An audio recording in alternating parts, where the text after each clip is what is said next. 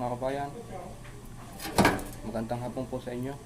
Ito po, samahan nyo po akong maghapunan. Kakain po tayo ngayon.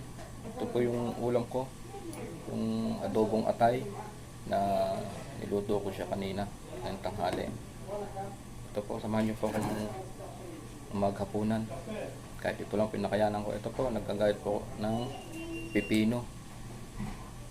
Pinaka dessert ko, pinaka salad, pantanggal ng umay, pinaka sahog. Direct na po siya lagay sa kanin. Ito po. Basta po kayo mga kabayan.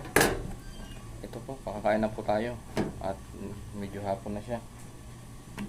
Kaya mainit pa rin po, mabanas. Grabe. Huwag muna po tayo ng sombrero kasi mainit. Banas po. Kahit po hapon na siya pero mainit pa rin po.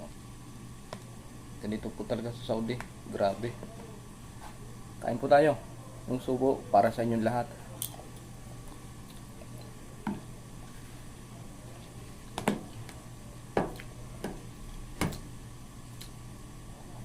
Ito po. Ganito lang po ang buhay namin dito sa abroad, kami mga OFW. Ganito lang po yung simpleng ulam. Basta malaga po makakain, kasurvive, tawid gutom po. Sacrifice lang po tayo para sa ating pamilya. Mayawan Diyos, makakasurvive din po tayo sa mga ganitong sitwasyon. Basta lagi po nating tandaan, magdasal po lagi tayo at hindi po tayo pababayan ng ating Panginoon sa taas. Ganyan po.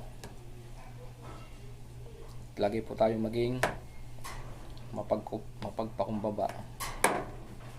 At ang taong mapagpakumbaba po ay itataas siya ng ating Panginoon.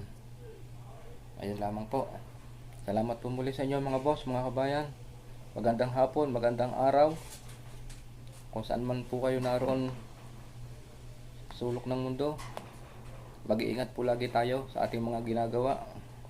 Salamat po sa inyo, salamat po muli. Thank you po. God bless you all.